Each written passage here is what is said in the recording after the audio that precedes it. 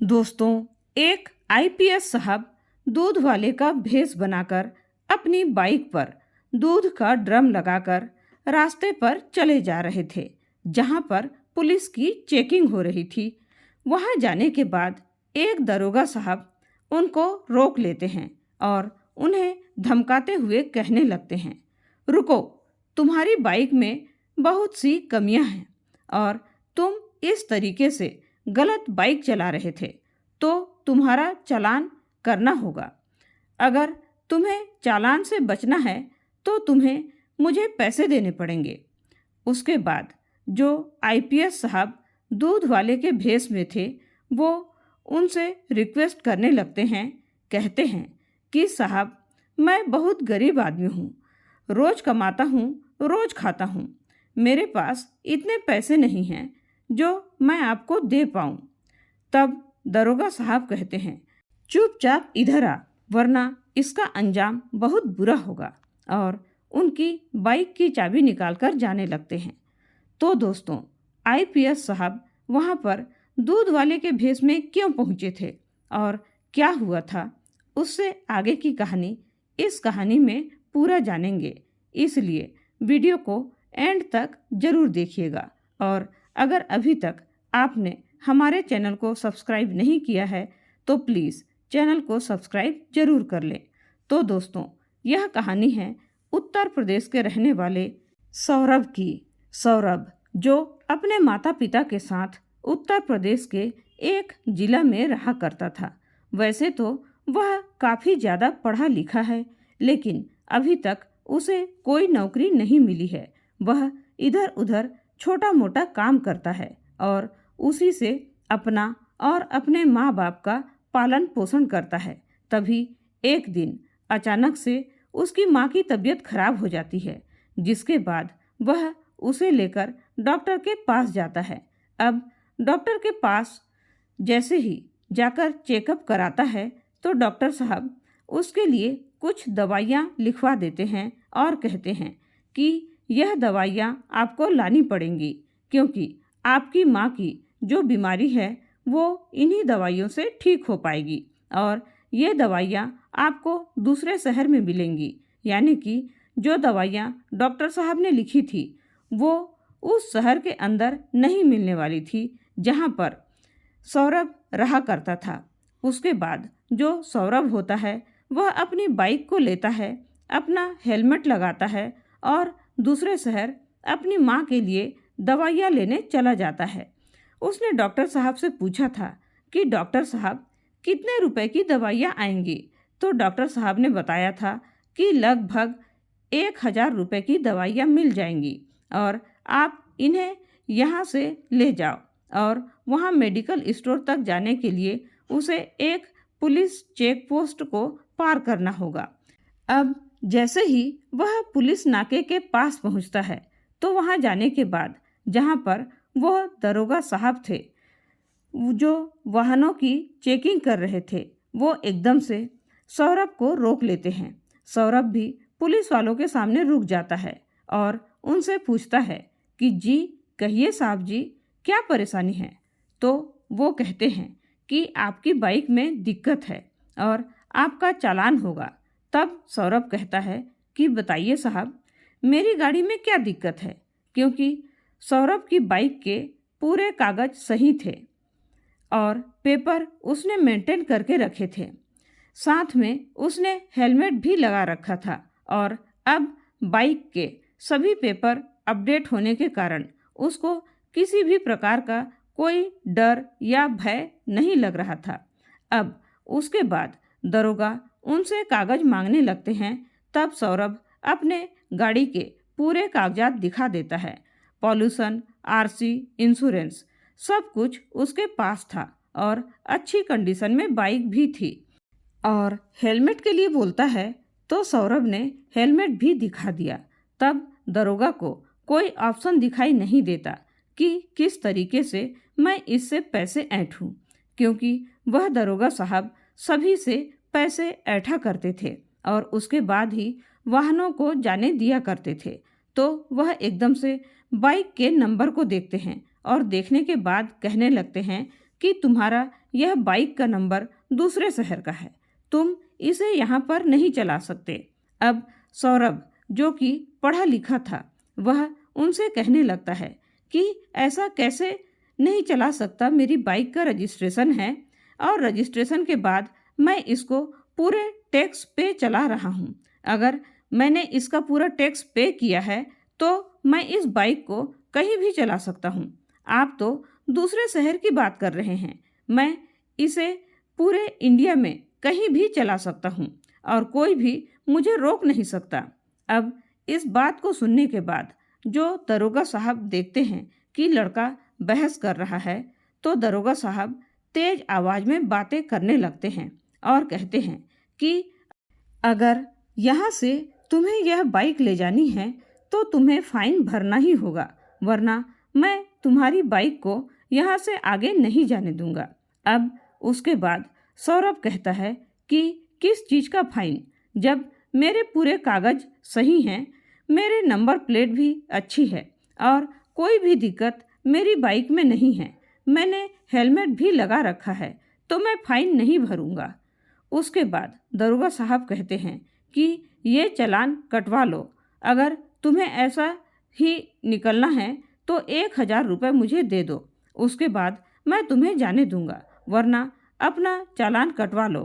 अब उसके पास टोटल उतने ही रुपए थे जिन रुपयों की वह दवाई लेने के लिए वहाँ पर गया हुआ था, लेकिन अगर उन पैसों को वह उन्हें दे देगा तो उसकी माँ की दवाई नहीं आ पाएगी। अब उसके बाद सौरभ काफ़ी परेशान हो जाता है, उन लोगों से मना करता है, कहता है कि मैं फ़ाइन नहीं दूंगा और न ही आप लोग मेरा चालान काट सकते हैं। उसके बाद दरोगा साहब बड़े ही रौबदार आवाज़ में उससे कहते हैं कि अच्छा ऐसी बात है तो देख, मैं तेरा अभी चालान काटता हूँ। तब दरोगा साहब उसकी बाइक की फ़ोटो खींचते हैं और फ़ोटो खींचने के बाद नंबर प्लेट का एक चालान बनाते हैं 5,000 का। अब उस चालान को निकालकर सौरभ को दे दिया गया था। सौरभ उस चालान को देखता है तो उसे बड़ा ही दुख होता है, वह काफ़ी ज़्यादा परेशान हो जाता है, लेकिन तभी वह सोचता है कि कोई बात नहीं, इस चीज़ के बारे में मैं बाद में देख लूँगा, पहले मैं जाकर अपनी माँ की दवाइयाँ ले आता हूँ। उसके बाद वह वहाँ जाता है और अपनी माँ की दवाइयों को लेकर वापस से डॉक्टर साहब के पास चला जाता है और वहाँ जाकर अपनी माँ को बताने लगता है कि मैं आपकी दवाइयाँ ले आया हूँ, लेकिन एक दरोगा ने बेमतलब की ही मेरा चालान काट दिया, वो भी पूरे 5,000 का। अब इस बात का माँ को भी बड़ा दुख होता है, लेकिन जो हो गया था उसे कौन बदल सकता था। अब उसके बाद सौरभ सोचता है कि ऐसे काम नहीं चलेगा, जब मेरी बाइक के पूरे डॉक्यूमेंट सही थे और मेरा हेलमेट भी लगा हुआ था और जिस चीज़ का इन्होंने चालान काटा है उससे कोई दिक्कत भी नहीं थी, क्योंकि उसने सरकारी नंबर प्लेट लगा रखी थी और उसी के एवज में उसको 5,000 रुपये का चालान किया गया था। तो अब सौरभ काफ़ी गुस्से में होता है और फैसला करता है कि मैं इस तरह के चालान को नहीं भरूंगा। ये सारी बातें सभी लोगों के सामने जानी चाहिए कि हमारे यहाँ पर ऐसा भी होता है कि सब कुछ कंप्लीट होने के बाद भी चालान काट दिया जाता है। तब सौरभ क्या करता है, अपनी बाइक को खड़ी करता है और अगले ही नंबर प्लेट और पिछली नंबर प्लेट दोनों का फ़ोटो खींचता है और साथ में उस चालान की कॉपी भी लगाता है और इन सब चीज़ों को सोशल मीडिया पर पोस्ट कर देता है। साथ में अपनी एक वीडियो भी बनाता है जिसमें उसने पूरी घटना के बारे में विस्तार से बताया था कि मेरे साथ ऐसा ऐसा हो गया है और उसके बाद भी उन्होंने मेरा चालान काट दिया। अब उसकी फ़ोटो और वीडियो जैसे ही उन्होंने सोशल मीडिया में डाली तो वह वायरल होने लगी और वायरल होते ही पुलिस डिपार्टमेंट के पास भी पहुंच जाती है। अब जैसे ही पुलिस वाले उस फोटो को देखते हैं तो देखते ही हैरान हो जाते हैं और सोच विचार में पड़ जाते हैं कि हमारे यहाँ पर ऐसा भी होता है। तो वे उसका रिप्लाई करते हैं सोशल मीडिया के थ्रू और उससे कहते हैं कि आपका चालान बहुत जल्द से जल्द रद्द कर दिया जाएगा और आप इस असुविधा के लिए हमें बहुत ही ज़्यादा खेद है। उसके बाद जो सौरभ होता है वह उनसे दोबारा कहता है कि मेरा चालान कब तक रद्द होगा। तो वे लोग बताते हैं कि इस काम को करने में 2 से 3 दिन का समय लग जाएगा। अब यह खबर फैलते फैलते ट्रैफिक पुलिस के एसपी और आईपीएस ऑफिसर तक भी पहुंच जाती है, क्योंकि उसने सब कुछ एड्रेस अच्छी तरह से उस वीडियो में बताया था और उस जगह के बारे में भी बताया था, दरोगा का नाम भी बताया था। तो एसपी साहब और आईपीएस साहब जैसे ही उस खबर को देखते हैं तो उन्हें इस बात का बड़ा ही बुरा लगता है, क्योंकि एसपी साहब और आईपीएस साहब बहुत ही ईमानदार आदमी थे। वे लोग ऐसे लोगों से सख्त नफरत करते थे जो लोग रिश्वत लेते हैं, और अब यह खबर सुनने के बाद वे इस मामले की तह तक जाना चाहते थे। वे सोचते हैं कि मैं ऐसे ही जाऊंगा तो दरोगा अलग अलग तरह की बातें बना देगा और बातें बनाने के बाद इस बात से बच जाएगा, तो मुझे खुद से जाकर इस मामले की तहकीकात करनी होगी। तब एसपी साहब होते हैं, वे दूध बेचने वाले का भेष बदल लेते हैं, बाइक लेते हैं पुरानी सी, और बाइक के ऊपर अपने दूध के ड्रम को सेट करते हैं और एक पुराना सा हेलमेट लगाकर उस नाके पर पहुंच जाते हैं जिस नाके के बारे में उन्हें खबर बताई गई थी। वहां पर जाने के बाद जैसे ही वे वहां पहुंचते हैं तब एक कांस्टेबल उनको रोक लेता है, और रोकने के बाद वहां पर वही दरोगा साहब आते हैं बड़े ही रौब के साथ, और आने के बाद वहां पर उनसे कहने लगते हैं कि तुम्हारी बाइक तो बहुत पुरानी है, तुम्हारा चालान कटना होगा।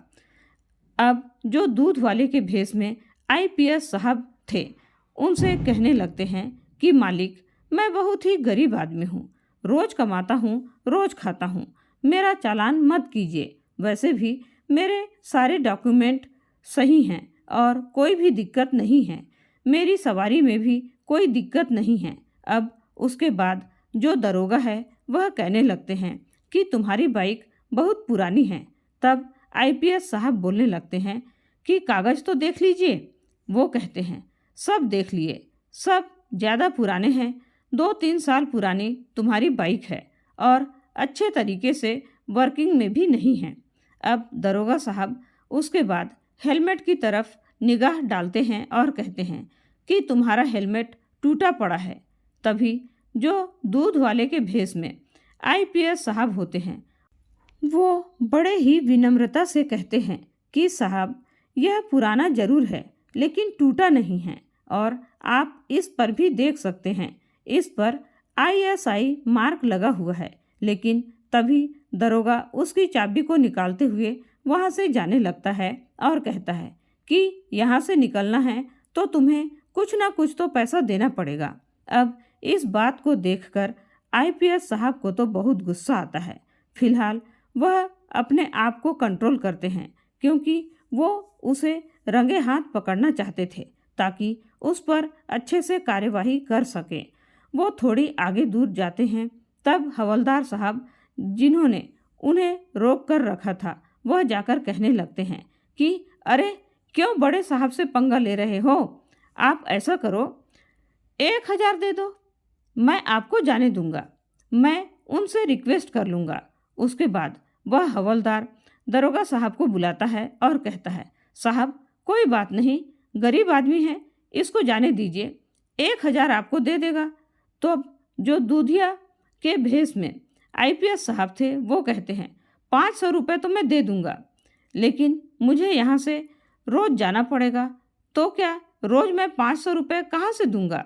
उसके बाद जो दरोगा साहब हैं वो कहते हैं तुम्हें ऐसा करना है कि आज जो तुम मुझे 500 रुपये दे दो, उसके बाद 1 महीने तक लगातार 1 लीटर दूध मुझे दे दिया करना। उसके बाद तुम्हें यहाँ से कोई नहीं रोकेगा, तुम यहाँ से कैसे भी जा सकते हो, तुम्हें कोई परेशानी नहीं होगी। उसके बाद आईपीएस साहब कहते हैं कि साहब, दूध तो मैं नहीं दे सकता, क्योंकि दूध तो मेरा नपा तुला रहता है। अगर मैं आपको दूध दे दूंगा तो मेरे ग्राहकों की पूर्ति नहीं हो पाएगी। तब वो कहते हैं, कोई बात नहीं, तुम वैसे भी दूध में पानी तो मिलाते ही हो, कल से 1 लीटर और ज़्यादा मिला लिया करना, हमारा भी काम चल जाएगा और तुम्हारा भी काम चल जाएगा। ऐसे कहते हुए दरोगा साहब हंसने लगते हैं और जैसे ही वे हंसने लगते हैं तब आईपीएस साहब एकदम से जोरदार चाटा उनके गालों पर जड़ देते हैं।